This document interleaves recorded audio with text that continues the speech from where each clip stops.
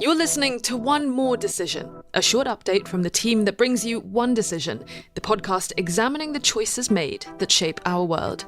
I'm your host, journalist and broadcaster Julia McFarlane, and I'm joined by, as always, my co-host Sir Richard Dearlove, the former chief of Britain's Secret Intelligence Service.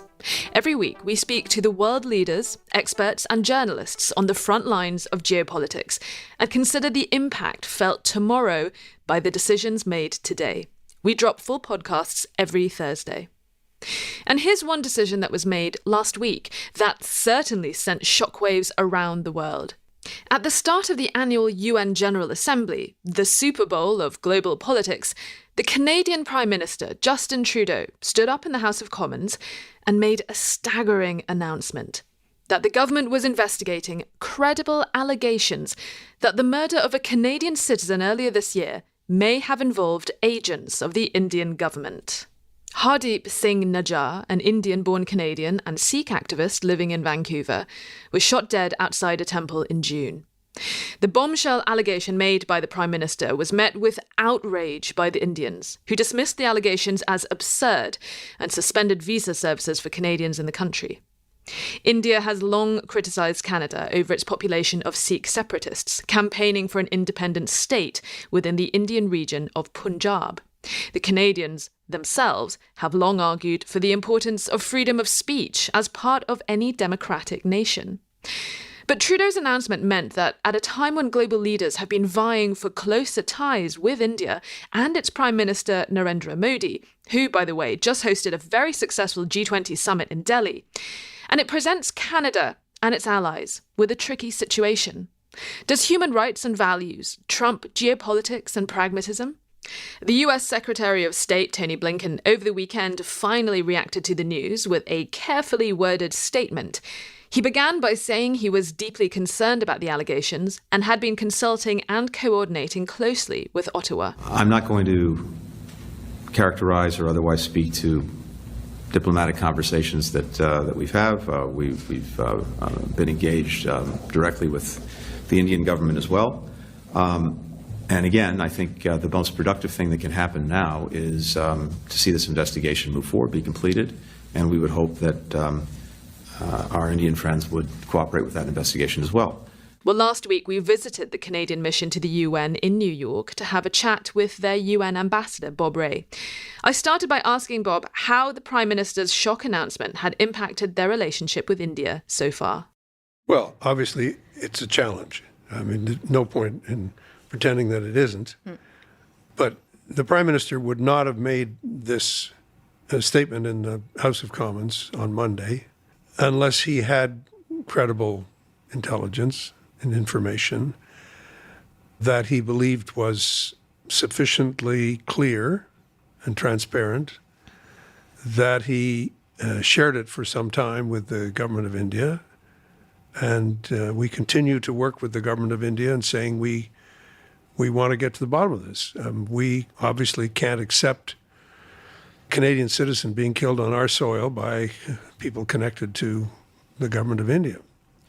And if that didn't happen, then obviously that's also something that has to be very clearly established. But it will now follow the evidence. There is a criminal process, that investigation process that's underway. And I just think it's, one of the thing that you hear comments that are made by different governments and so on, you say, yeah, of course, there's always going to be a reaction, and that's fine. We understand that. And we're not interested in escalating the war of words. What we do want is to get to the bottom of it and make sure that everybody understands that this kind of activity is completely unacceptable to us and we believe to any other sovereign country. And we asked for quite a while. We asked for explanation or response, didn't get any. Looked as if the story was going to be leaked to the media, so the Prime Minister decided that we should make it clear what the situation is from our perspective. That continues to be the case. That's interesting. The Prime Minister was asked about the timing of this, and in response he said that we wanted to make sure we were taking the time to talk to our allies. Now, India has dismissed the allegations quite stridently. They have now warned their citizens to exercise utmost caution. Now, when visiting Canada, they've suspended visa services for Canadians in India. It seems that by making this public, if, as you say, your government have been asking the Indians for their cooperation in finding out what happened to Hardeep Singh Najjar, by speaking publicly about this now, do you think that might possibly a way to force the Indians to play ball? The fact that they are now denying it very stridently might suggest that Prime Minister Modi is sticking to his guns and denying that there were any Indian agents involved in this. This is not a game of tactics or even strategies. That much I know. I mean, I know I'm not in a position to tell you everything I know, but that much I can tell you very clearly. So it's a mistake to think that this is some kind of poker game or some kind of strategy game. It's not. It is what it is. If our government receives information and on a further examination says, yes, this has credibility attached to it, the sources of it are credible, and we want to engage with the government of India in getting somewhere, and then, frankly, if we find that we're not getting a response and we feel that because people in your profession and others are very good at digging out, well, where did this come from? And find out, we wanted to make sure that we're not simply responding to something which looked as if we didn't know what we were doing. We're just saying, no, this is what we know, and this is how it plays out. And I think it's very important for the public to take it at face value. And we are, as the government of Canada, is committed to protecting its citizens. We're committed to allowing freedom of speech in our country, and we're also very committed, and Mr. Trudeau has said this on a number of occasions, and I'm certainly happy to say it again, we're very committed to a united India with its full territorial integrity. That we're not interested in upsetting any apple carts. The consequences of all this are too great. This is a consequential business right now, so we need to understand how important it is to get it right. I mean, this was an extraordinary story, the alleged assassination on foreign soil of a civilian. It makes one think of Salisbury. It makes one think of the case of Jamal Khashoggi. But if what Prime Minister Trudeau has said, if these allegations are correct, this involves a citizen, a Canadian citizen, being assassinated by a foreign government. And so, in a sense, makes it a step above the likes of Salisbury, where UK allies, to show solidarity, expelled Russian diplomats on all of their territories. Obviously, the investigation is ongoing. We don't yet know if there were Indian agents linked to the Modi government behind this, but if it transpires that that is the case, is this something that is serious enough to really cause Canada to maybe even break off relations with the Indians? Will you be asking your allies to show solidarity? Will we see the expulsion of diplomats on either side? I don't think it's possible to predict exactly what's going to happen, because so much of it depends on the response through time of the Indian government. And I think it's important for people to remain in control of their emotions and their responses.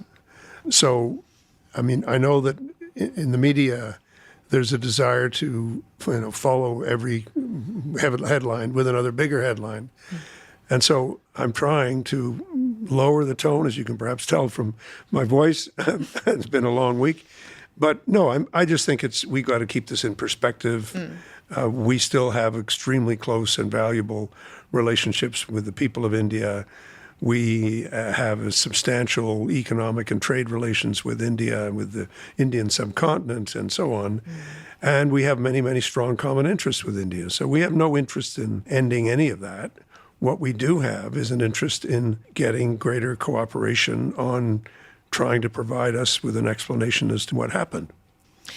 Prime Minister Trudeau quite famously spoke up in support of farmers in India who are protesting against agricultural reforms that the Modi government was trying to put in place a few years ago. And Delhi was, again, very unhappy with the Prime Minister for speaking up on behalf of the farmers. They accused him of interference. How has the relationship been with the Modi government over the last few years. I also noticed that talks on planned free trade deal between Canada and India were called off. Is the relationship testy?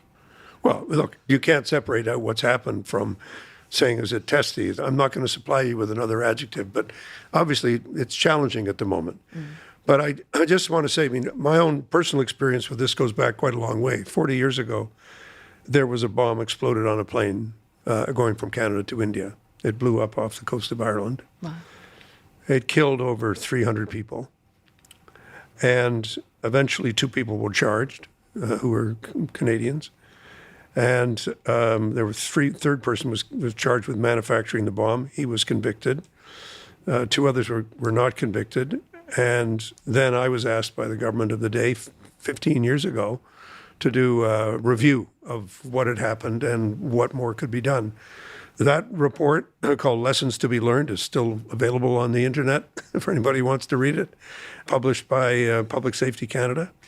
And it's an attempt to describe how, over the years, the continuing force of the events in India had their echo and reverberations in Canada. And this was no different than in the UK, no different than in the US. Eventually, as you know, Indira Gandhi was assassinated. Then there was serious response from the Indian government to that, as one would expect. And this event then happened. And I described what happened. And there's no question that it's been a long-standing view of the government of India that Canada needs to do more to deal with extremism in our own country. And I think, frankly, we have, and we continue to. We continue to be very closely and very vigilant with respect to where we think extremist behavior is taking place. And it remains a problem for us, as it does for people in the UK and in the US, and as I said, around the world. Terrorism is a continuing problem. I co-facilitated the discussion at the UN on counterterrorism this year. And I've talked about this with Indian representatives many, many times, gave them copies of my report to say, here's what I've said about this and this issue as we go forward. So it has been challenging, but I think one of the things that I would say to anybody is you cannot use an excuse to intervene directly in the affairs of another country, not by giving a speech and saying, hey, we think your agricultural reform is causing challenges, but by interfering in the life of people and taking away a life. And so we have to get to the bottom of this particular incident. Nothing justifies what's taken place. I've not seen a justification that would make any sense to me, so we need to get to the bottom of it. Canadian Ambassador to the United Nations, Bob Rae, speaking to me in New York. Let's bring in my co-host, Sir Richard Dearlove, for his analysis.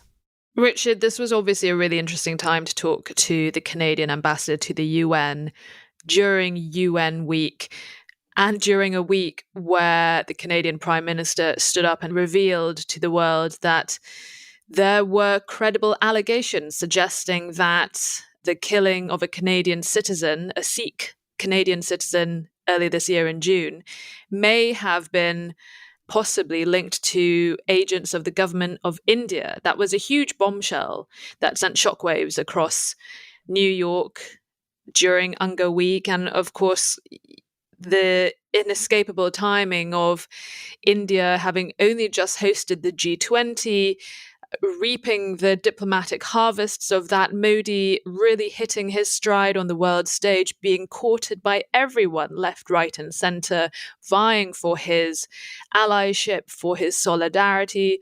When you saw those push alerts coming to your phone, you saw this story drop, what were your immediate thoughts? Well, first, I was really surprised. And the reason I was really surprised is that the Canadian government generally on intelligence and security issues is famously cautious and restrained. And in fact, after I retired, I gave a public lecture at Toronto University, for which I got quite a lot of stick because I basically, criticized the Canadian intelligence community for being rather risk averse in the way that they approach their membership of Five Eyes.